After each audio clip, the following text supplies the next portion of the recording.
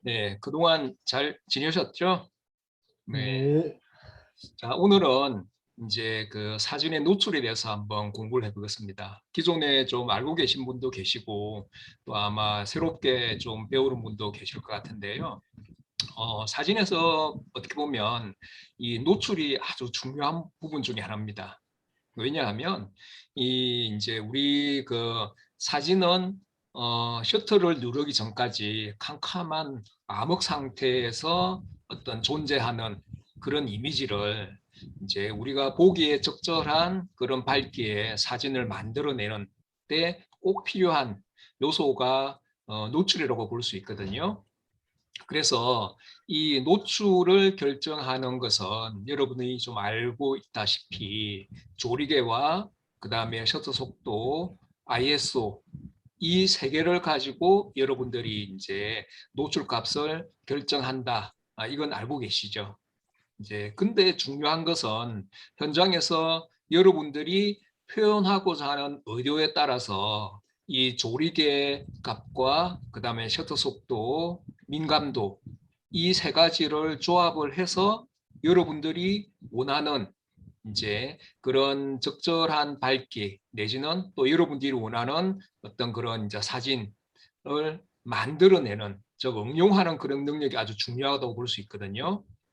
그래서 오늘은 이걸 이제 실제 여러분들이 현장에서 어떻게 하면 이 빛을 양적으로 조절하는 조리개와 또 시간적으로 조절하는 셔터 속도 그리고 이미지 센서의 민감도를 조절하는 ISO 이 세 개를 가지고 여러분들이 원하는 사진 이걸 이제 만들어내는 그런 노하우에 대해서 공부를 한번 해보겠습니다. 자, 그리고 또 렌즈 같은 경우에는 기본적인 일차적인 특징은 어떤 렌즈든지 간에 사물에 반사된 빛을 렌즈를 통해서 통과시킵니다. 그런 다음에 이미지 센서에서 이제 우리가 원하는 그런 영상을 만들어내게 되는데요. 근데 이때 이제 여러분들이 초점 거리라고 아시죠? 보통 우리 보면 표준 렌즈 같은 경우에는 50mm, 그 다음에 망원 렌즈 같은 경우에는 뭐 70mm, 135mm, 200mm, 500mm 이런 밀리미터가 있죠. 이걸 이제 초점 거리라고 합니다. 또 이제 광각 렌즈 같은 경우에는 보통 뭐 이제 한 30mm도 있고 또 24mm도 있고 20mm도 있고 16mm도 있고 또 10mm 초광각 렌즈도 있고 이제 이런 것을 초점 거리라고 하는데 근데 중요한 것은 렌즈의 초점 거리에 따라서 때로는 공간이 왜곡되기도 하고 또 공간이 압축되기도 하고 또 그 다음에 흔들림에 강한 렌즈가 있고 또 흔들림에 약한 렌즈가 있고 그 다음에 심도가 깊은 렌즈가 있고 또 심도가 아주 얕은 렌즈도 있습니다. 이제 이런 걸 한번 공부를 해볼게요. 자, 근데 이 아래쪽에 이제 여기서 찍은 이 사진, 아래에 있는 이 사진은 쿠바의 새벽 풍경, 즉 아침 한 5시 정도의 풍경이거든요. 근데 이때는 당연히 여러분도 쿠바 가보시면 알겠지만 밤에 야외로 나가 보면 이제 상당히 좀 어둡습니다. 근데 어둡다고 해서 사진을 못 찍는 건 아니거든요.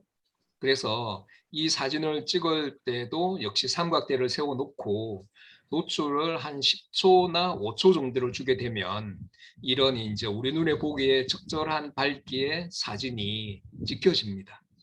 그래서 우리가 한밤중이라도 어, 카메라가 흔들리지 않게만 할 수 있다면, 즉 삼각대를 사용한다 그러면 얼마든지 좋은 사진을 찍을 수 있는 어, 좋은 사진을 찍을 수 있다고 볼 수 있습니다. 네. 자, 이제 보통 기본적으로 요즘에 나오는 디지털 카메라는 보통 이제 이 여러분들이 이게 사진을 찍기 위해서는 항상 초점 맞추는 부분이 있죠. 초점을 맞추려면 여러분들이 원하는 곳에, 즉 주피사체라고 생각되는 그 부분에 소위 말하는 척거점, 이제 초점 맞추는 부분이 있죠. 그걸 척거점이라 그러는데 그 척거점을 이제 주 대상에다가 위치시키는 게 중요합니다. 그러니까 이때 이제 그래야 여러분들이 찍고자 하는 주 대상에 정확하게 초점이 맞게 되고, 또 더 중요한 것은 여러분들이 초점 맞춘 그 부분을 중심으로 해서 카메라 노출계가 노출을 측광을 한다는 이야기죠. 자, 그래서 여러분들이 이런 사진을 찍을 때 전체를 다 밝게 나는 표현하고 싶다. 아니면 여기 있는 이 이제 고니만 적절한 밝기로 찍고 싶다.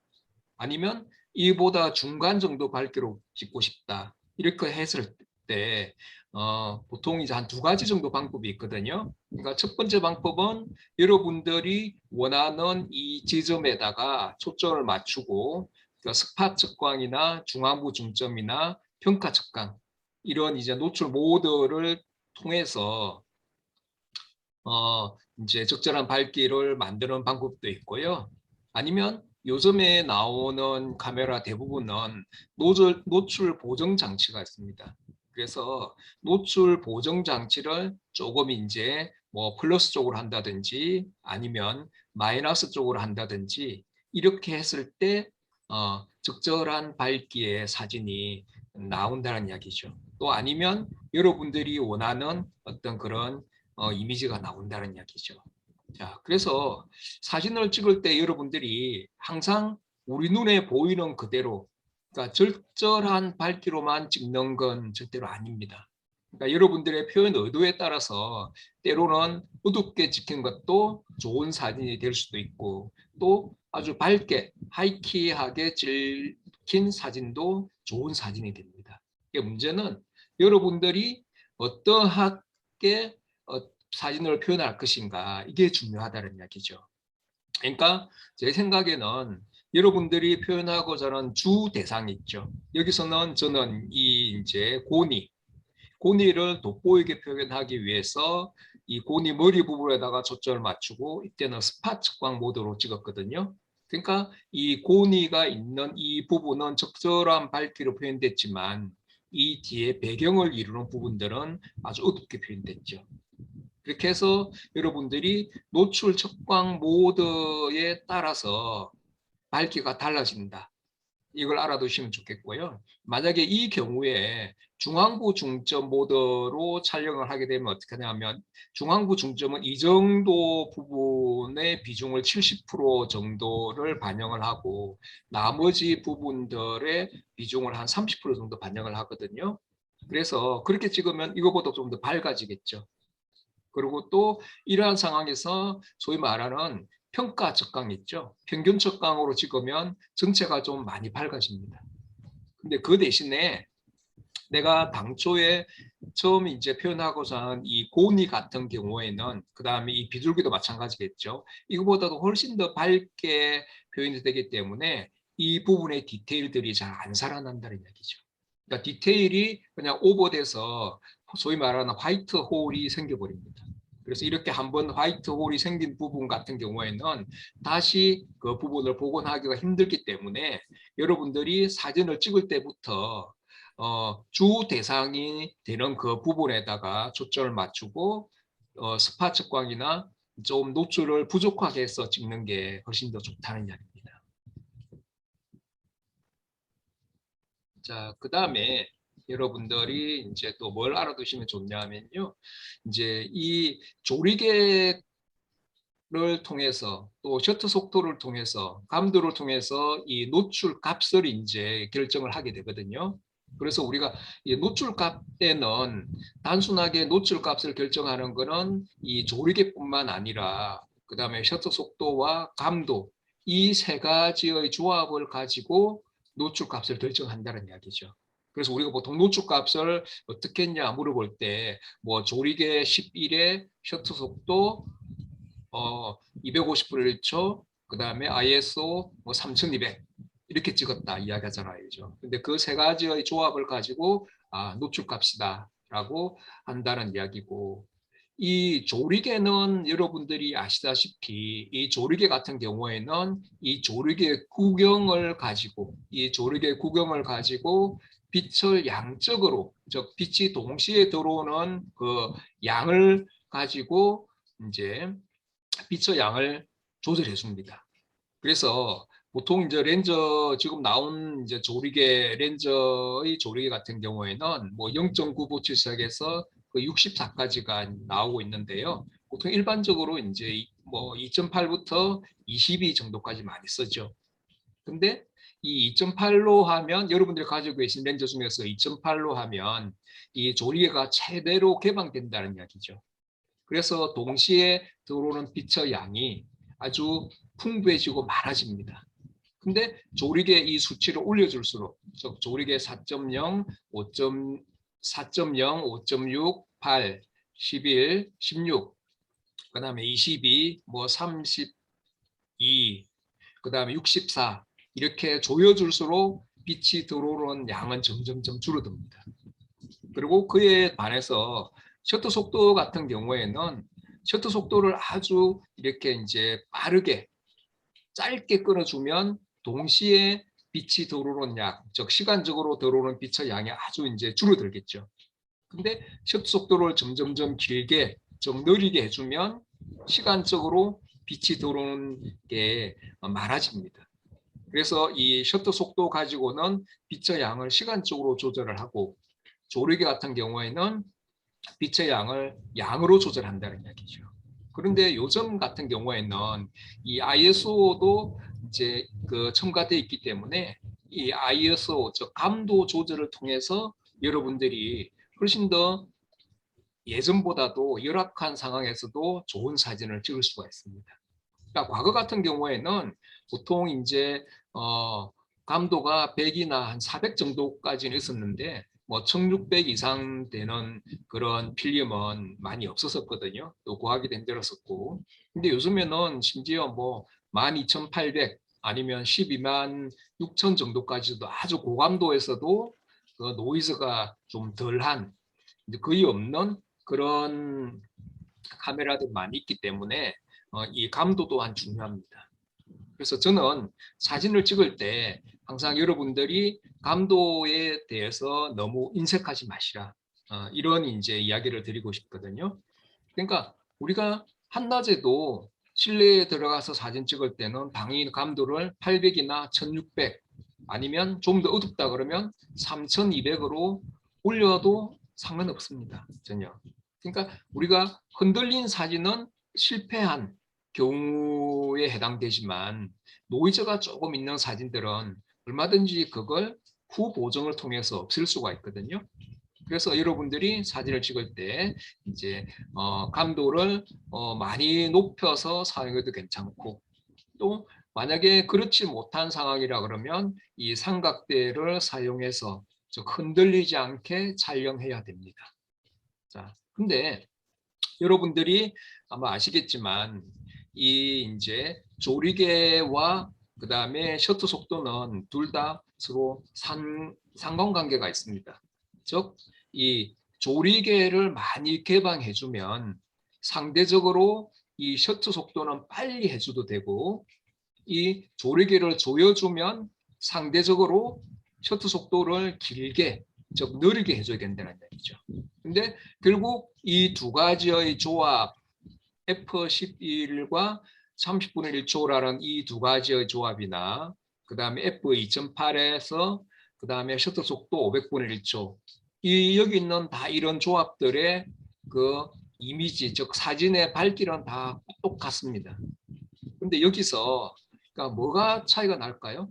예를 들어서 조리개를 2.8로 하고 꼭 같은 상황입니다. 꼭 같은 상황에서 조리개를 2.8로 하고 셔터 속도로 500%로 했을 때 하고 또 조리개를 16으로 하고 셔터 속도를 15분의 1초로 했을 때 달라지는 점들을 한번 여러분들이 생각해 보십시오. 네, 중도님 같은 경우에는 어떨까요?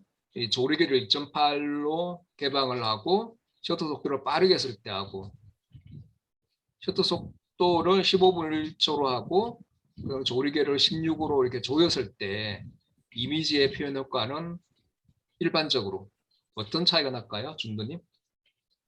조리개를 낮추면 낮출수록 네, 다 낮추면 낮출수록 배경 그림 네, 네, 강해질 것이고 그다음에 셔터 속도를 늦추면 늦출수록 피사체의 움직임의 표현 방식이 움직임이 좀 더 많이 드러나게 되는 방식으로 하게 될 것 같습니다. 네, 네, 정확하게 잘 말씀을 하셨네요. 네, 맞습니다. 근데 이제 그걸 이제 따로 좀 구분해서 이제 말씀을 드려보면 이 조리개를 개방하면 할수록 초점 맞는 범위 이걸 이제 심도라 그러죠. 그러니까 피사계 심도라고 하는데 이 조리개를 개방해 주면 해줄수록 심도가 낮아지고 즉 초점 맞춘 부분을 중심으로 해서 앞뒤로 더 많이 흐려진다는 이야기죠. 그리고 이 F16처럼 조리개를 이제 조여주면 줄수록 F16이나 32, 64 이렇게 이제 조여주면 초점 맞춘 부분을 중심으로 해서 앞뒤로 더 선명하게 표현된다는 이야기죠.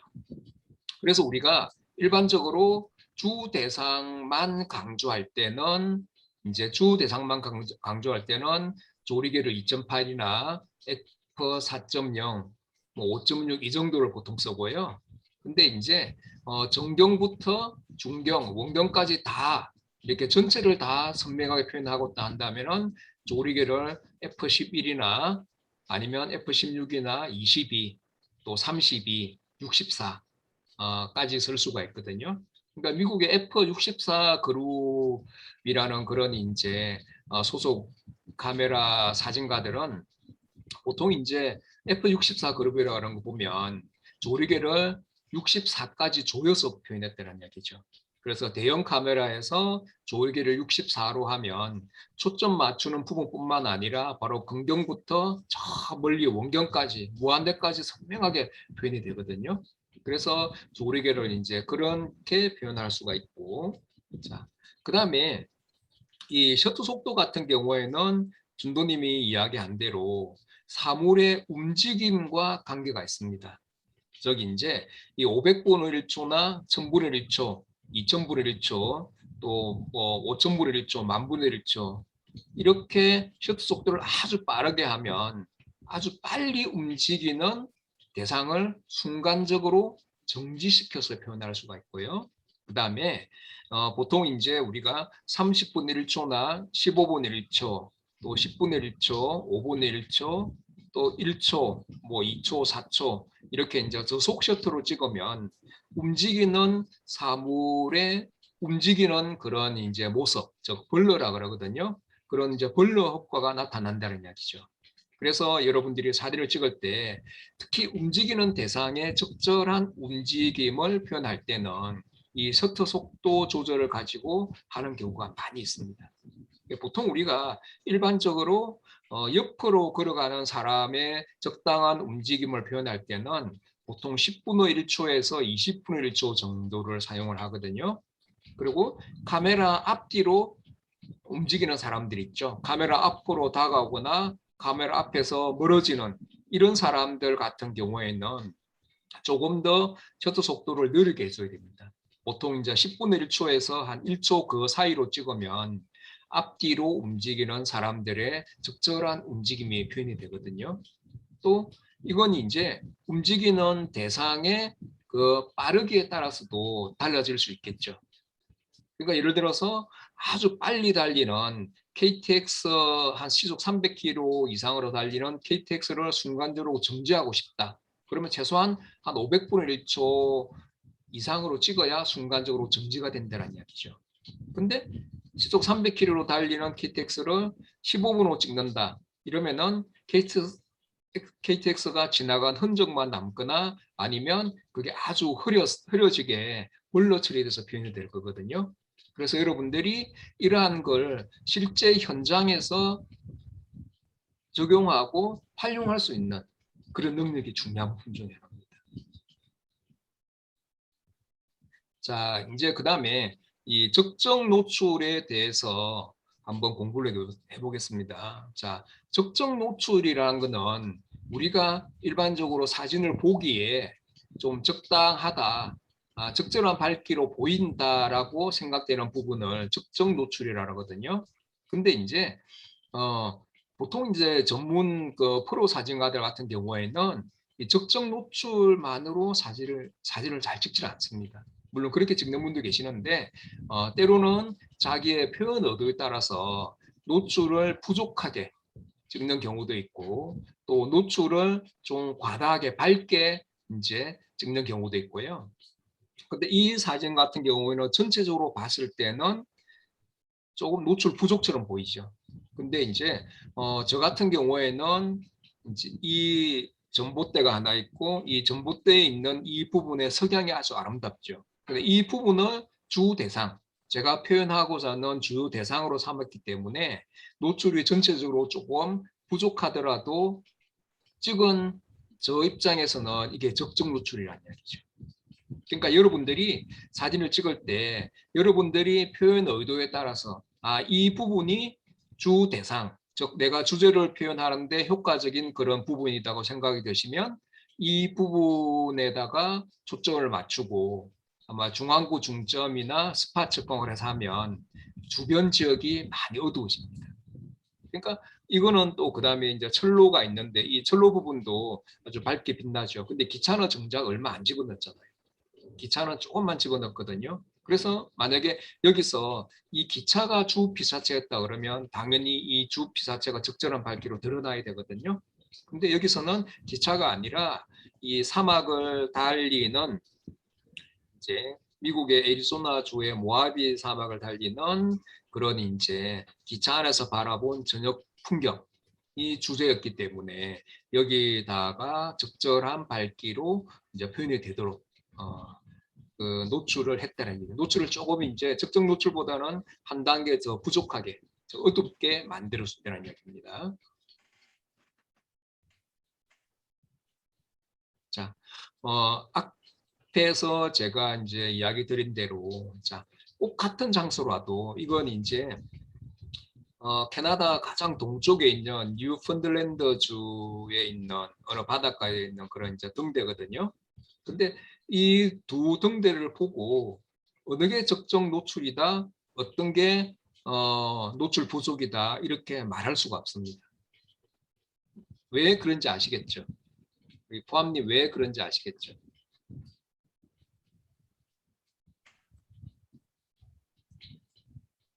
표현이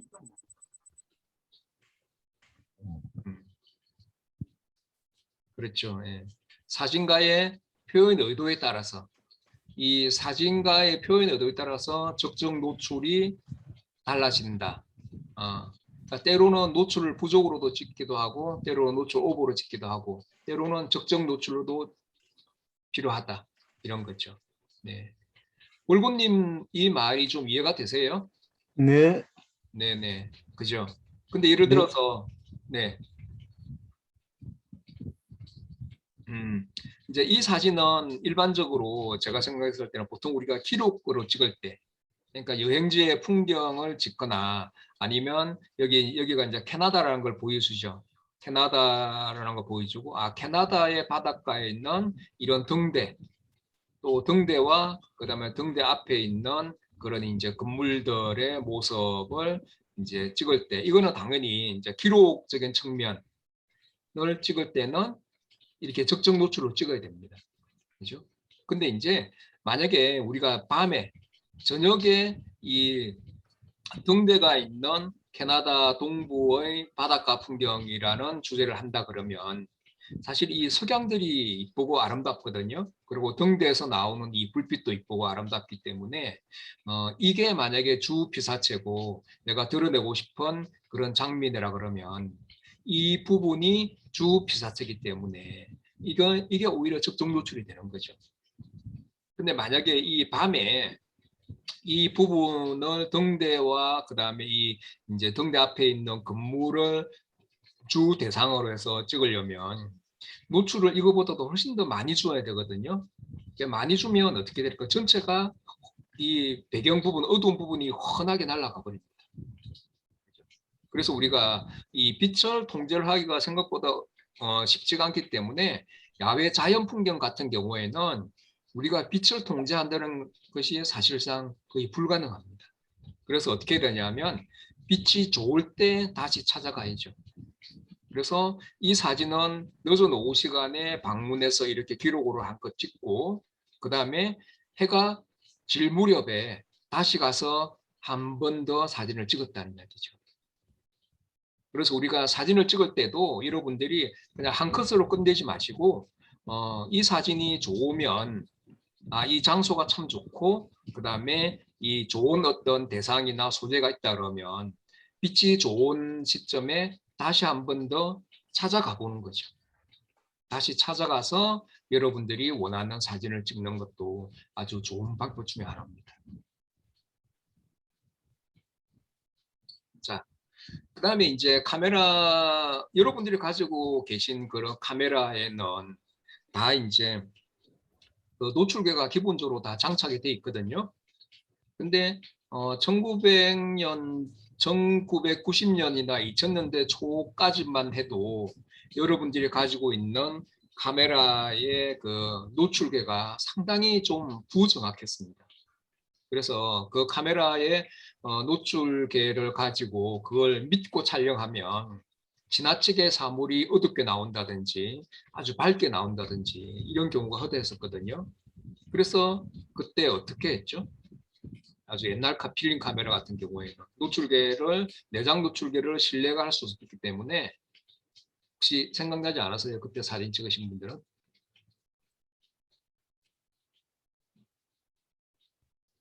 그죠? 그때는 외장 노출계를 별도로 사가지고 우리가 이제 사진을 찍고 그랬거든요. 그래서 지금은 사진 찍기가 정말 좋았었습니다. 그러니까 여러분들이 가지고 계신 그런 카메라의 노출계가 아주 정확합니다. 아주 정확하기 때문에 요즘에는 뭐 여러분들 카메라의 노출계는 신뢰해도 충분히 될 정도고요. 그래서 어쨌든 또 거기다가 노출 측광 모드도 다양하게 있죠. 일반적으로 스팟 측광, 중앙부 중점, 그 다음에 평가 측광, 그 다음에 평균 측광 같은 말이고요. 그 다음에 멀티 패턴 측광도 같은 말이고, 그 다음에 이제 부분 측광까지도 있거든요. 근데 이제 그래서 여러분들이 이제 기본적인 카메라의 어떤 그 내장된 노출계의 측광 원리가 뭐냐 하면 이 사물 표면에 있는 그 빛의 반사율을 가지고 이 노출 값을 결정을 합니다. 그러니까 예를 들어서 보십시오. 이쪽에 있는 이 이제 어떤 이건 약간 이제 귤나무 같은 그런 거거든요. 귤나무에 있는 이제 그런 귤꽃인데 이걸 보면 저는 이제 이 귤꽃을 좀 아름답게 표현하기 위해서 여기 흰색 부분 있죠. 여기다가 적정을 맞췄거든요. 그 대신 이때 이제 스팟 측광을 했었죠. 근데 우리 눈으로 볼 때는 이쪽 있는 흰색이나 그다음에 이 나뭇잎이나 뒤에 배경이나 그 비슷한 밝기로 보입니다. 근데 여기서 내리는 빛의 양은 거의 다 비슷비슷합니다. 그러니까 흰색이든 이제 녹색에 내리는 빛의 양이든 그다음 바닥에 내리는 빛의 양이든 내리는 비치는 이제 빛의 양은 비슷하다는 이야기죠. 그런데 차이가 뭐가 납니까? 빛의 반사율의 차이가 나죠. 그죠? 보통 우리가 흰색은 빛의 반사율이 90% 이상이 되기 때문에 흰색으로 보이는 거거든요. 근데 이제 검은색, 이쪽에 검은색 있죠. 검은색 같은 경우에는 빛의 반사율이 한 10% 정도밖에 안 됩니다. 그래서 이 노출 편차 때문에 우리가 아주 흰색이다. 그 다음에 검정색이다. 이렇게 이제 표현이 되는 거거든요. 그리고 이 부분은 좀 녹색으로 표현됐죠. 이 녹색 같은 경우에는 왜 녹색으로 표현이 되냐 하면 우리가 이제 낮에 그 태양광을 이렇게 그 분광을 해보면 빨주, 노초, 파남보 7가지 색으로 분광이 되거든요. 근데 빨주, 노초, 이 초록색만 이제 초록색 빛의 파장만 여기서 반사를 시키고 나머지 색은 다 흡수를 하기 때문에 이게 초록색으로 보인다는 거죠.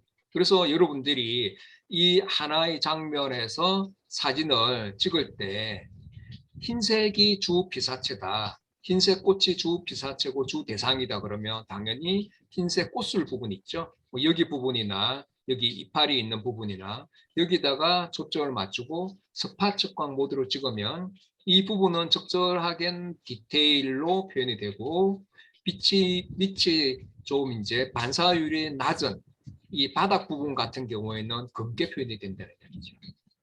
그러니까 이런 경우에도 중앙부 중점으로 해서 찍으면 만약에 여기다가 초점을 맞추고 중앙부 중점 모드로 찍으면 이것보다는 조금 더 밝아집니다.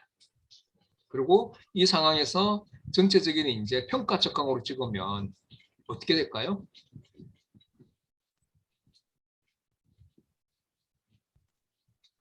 다 아시잖아요. 평가 측광 모드를 찍으면.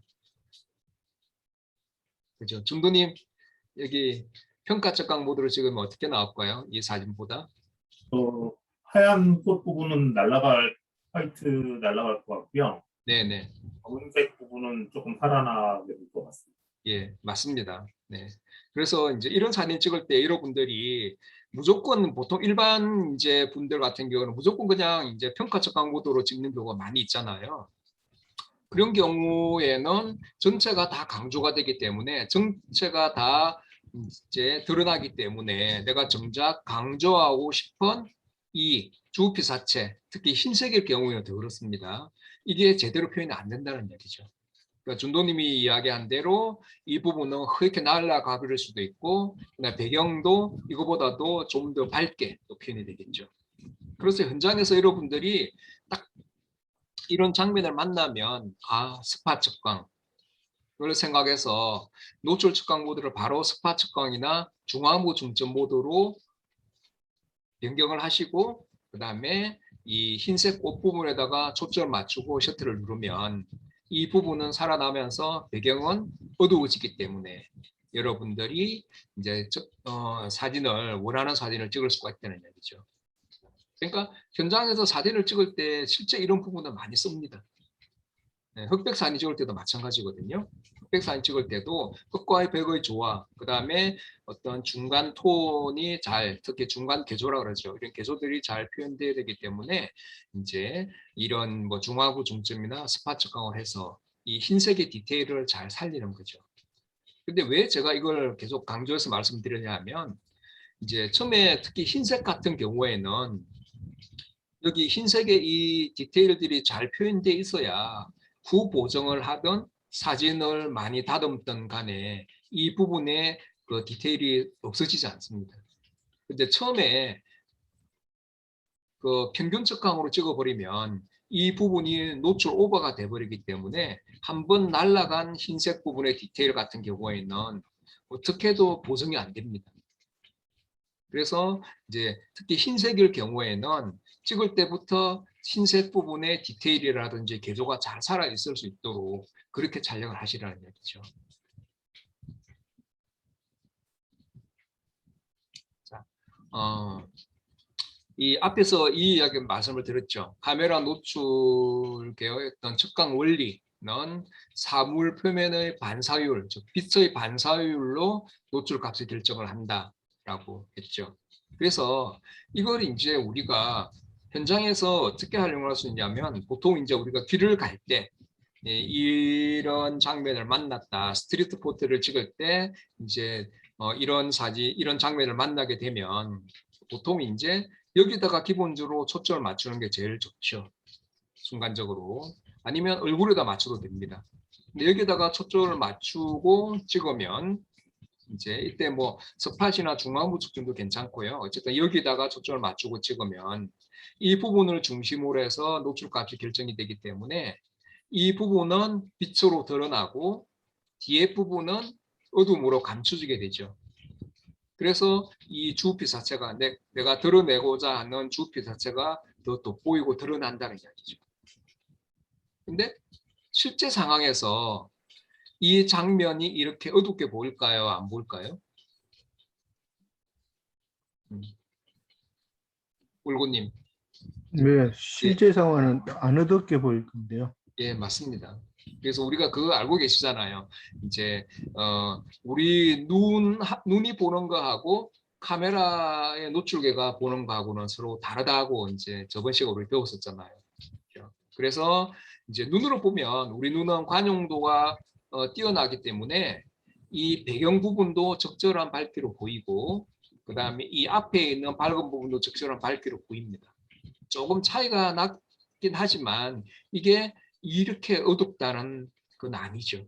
우리 눈은 관용도가 높기 때문에 그렇고, 근데 카메라는 한 두 스텝, 즉 이제 뭐 조리개 한 두 단계라든지 셔터 속도 한 두 단계 정도만 돼도 이 빛이 부족한 부분은 까맣게 표현이 됩니다. 그리고 또 빛이 많이 들어오는 이런 부분들은 아주 하얗게 표현이 되어버리는 거거든요. 그래서 이렇게 이제 빛과 어둠이 공존하는 상황에서는 당연히 흰색 옷을 입은 사람이나 아니면 밝은색 옷을 입고 있는 사람이나 그 다음에 빛을 부분적으로 받고 있는 이런 부분 같은 경우에는 스팟 측광 모드에서 이렇게 사진을 찍어야 된다는 말이죠.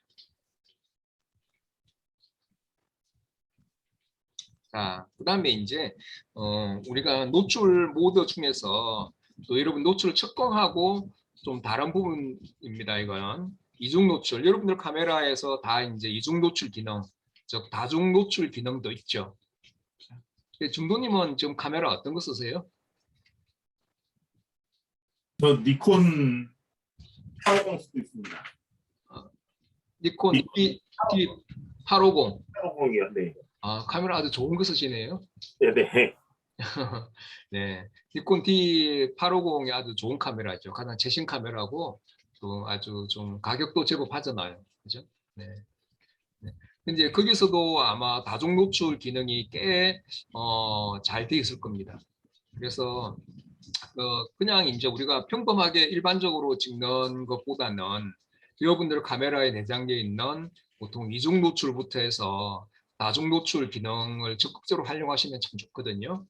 그러니까 우리가 왜 제가 이런 말씀 드리냐면 그냥 눈에 보이는 그대로 촬영하는 거는 어떻게 보면 누구나 다 촬영할 수 있거든요. 근데 우리가 사진을 배우고 공부하는 목적은 남들과 조금 다르게 어떻게 하면 여러분들의 창의적인 그런 표현을 할 수 있을까, 이런 데 저는 보통 이제 중점을 두게 되거든요. 그래서 여러분들이 삼각대가 있다면 이런 이중 노출 모드, 또 삼각대가 사실 없어도 괜찮거든요. 한 두 번 정도 찍는 것 같은 경우에는. 그래서 이 다중 노출이나 이중 노출도 적극적으로 활용해 보십시오. 그러니까 저도 이 이중 노출 모드를 활용해서 다양하고 아주 좋은 사진을 많이 찍었었는데요. 말 그대로 이 이제 카메라의 이중 노출 모드로 설정을 하면 이 하나의 프레임에 같은 장면이 두 번 이상 노출이 된다는 이야기죠. 그래서 이때 중요한 것은 이 움직이지 않는 배경 있죠. 배경. 그 다음에 이 굵은 나무 기둥 있죠. 이 벚나무 기둥.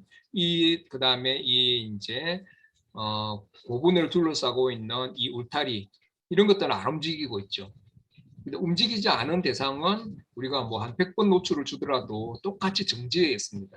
그래서 우리가 움직이는 대상을 표현할 때라든지 아니면 정지해 있는 대상이라도 방향을 서로 달리한다든지 또 카메라를 서로 달리해서 한다든지 또 카메라에 활성화되는 모든 기능을 다 이용해서 이중 노출이나 다중 노출을 활용을 할 수가 있거든요.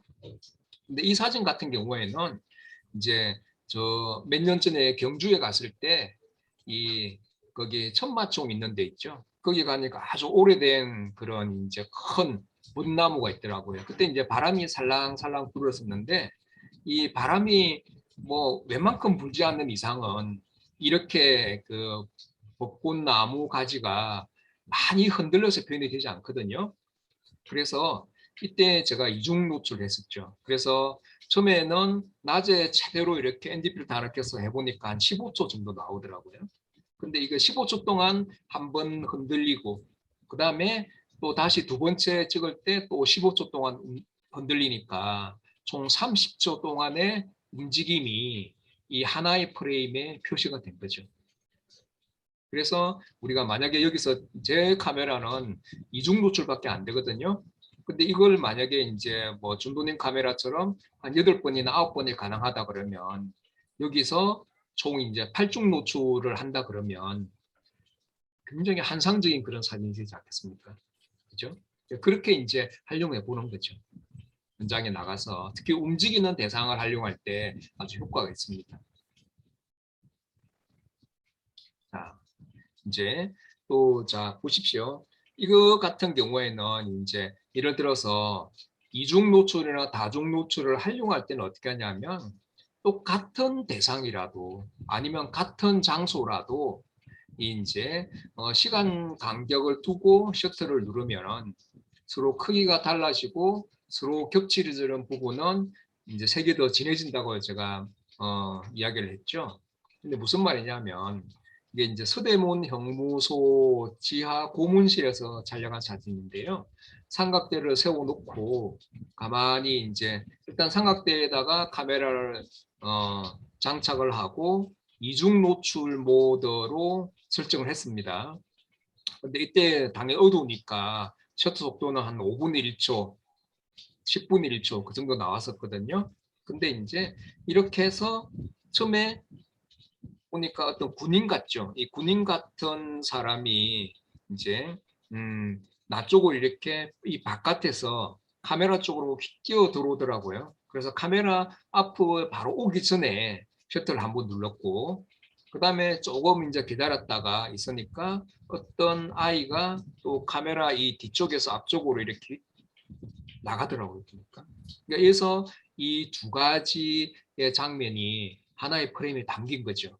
그리고 이 오른쪽에도 잘 보시면 조금 이제 사람들이 좀 겹쳐 있는 위령처럼 표현된 그런 부분도 보입니다.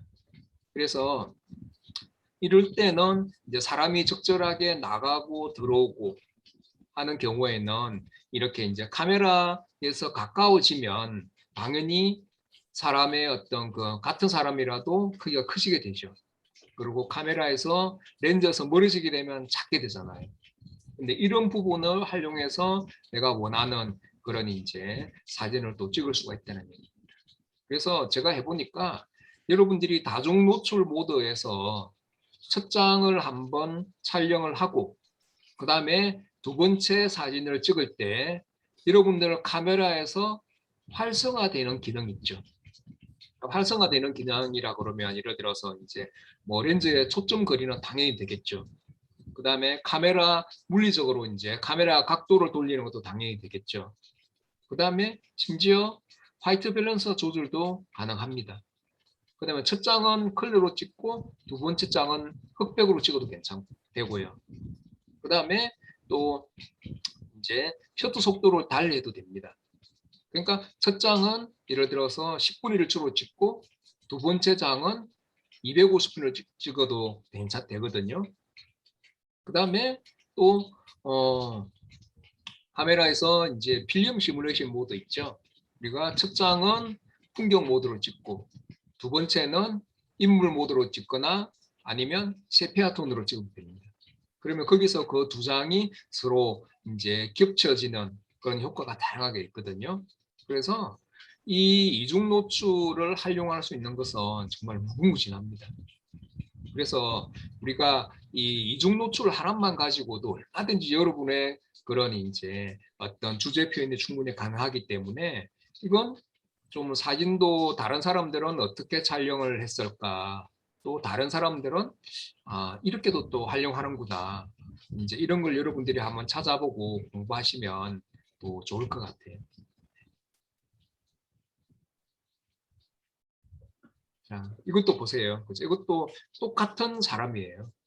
똑같은 사람인데 처음에 이제 이 여자분을 이제 이렇게 한 컷을 먼저 찍고 그 다음에 180도 돌아서 가까이 다가가세요 하고 제가 주문을 했죠. 그런 다음에 셔터를 누르니까 이 서로 이 코와 눈, 그 다음에 입술 부분이 서로 겹쳤잖아요. 그렇죠? 이렇게도 표현을 할 수 있고 그 다음에 이쪽에 이제 귀 부분이라든지 머리 부분은 다 똑같이 했죠.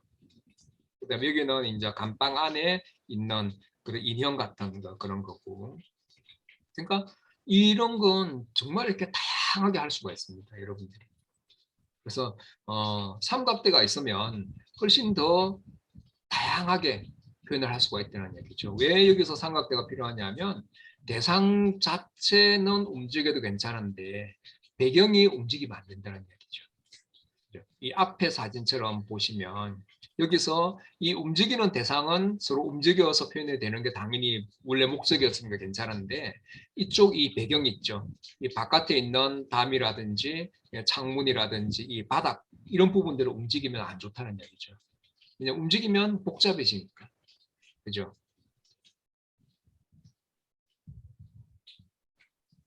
자, 그러면은 이제 척강 방식은 조금 있다가 공부를 하고요. 일단 조금 쉬었다가 또 하겠습니다.